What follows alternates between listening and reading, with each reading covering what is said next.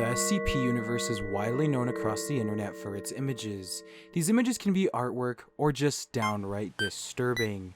What makes it even worse is some of these pictures' origins have never been found.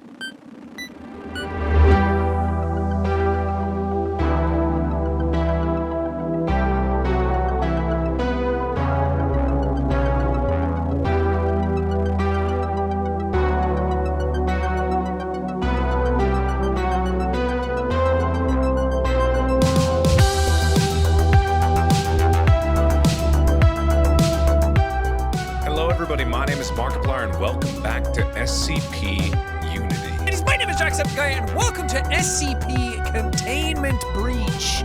This is Ryan here, and welcome to SCP Containment Breach. To quickly summarize the SCP Universe, imagine a foundation tasked with securing, containing, and protecting you from monsters, labeled with their own unique number. This universe has a very popular game called SCP Containment Breach, where said monsters breach containment.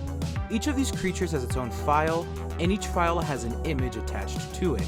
So, here are a couple of creepy SCP images whose origins have been found, along with one image that nobody knows the origin of.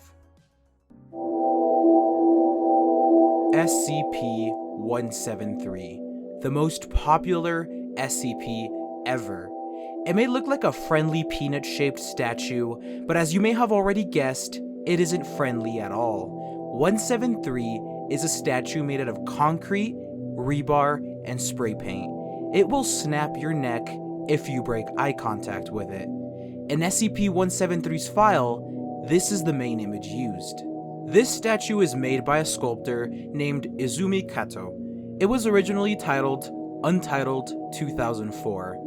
He has multiple other works that also resemble 173, so that means there are even more versions out there that the Foundation hasn't caught.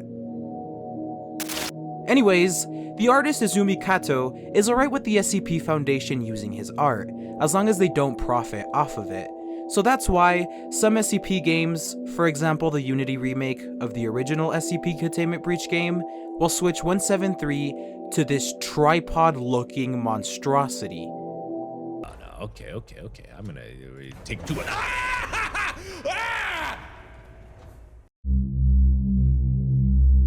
SCP-682. This thing is in a whole different league than Peanut Boy over here. It is a large, vaguely reptile-like creature of unknown origin that appears to be extremely intelligent. In fact, it is capable of talking to humans, but they are forbidden to communicate with it for fear of provoking a rage state. The Foundation wants it to be destroyed as soon as possible, but there is no means available to SCP teams that are capable of destroying SCP-682. In SCP-682's file, this was the main image used. I was able to find even more images of that thing. I even found this article from 2006 of a mysterious creature washed up on a beach. The article quotes the following. This creature was found by Russian soldiers on the Sakhalin shoreline. Sakhalin area situated near Japan. It's the most eastern part of Russia, almost 5,000 miles east of Moscow. People don't know what it is. It's been said that it was taken by Russian special services for in-depth studies, and we are lucky that people who encountered it first made those photos before it was brought away. Apart from the speculation, the article does clarify that the image for SCP-682 is most likely the rotting corpse of a beluga whale. This is a good example of how the skeleton of a creature can look completely different than one would imagine. SCP-106 is a tale of a man named Lawrence who was a corporal in the First World War. After a prolonged period of silence from the enemy trench, he and a couple others decided to cross no man's land to see that the trench had been abandoned. What they find is horrifying. Every single enemy soldier was dead. Each have been savagely mutilated. The walls and the corpses covered in a foul-smelling black sludge. Bodies and body parts are also violently maimed that even the hardest of men were soon vomiting.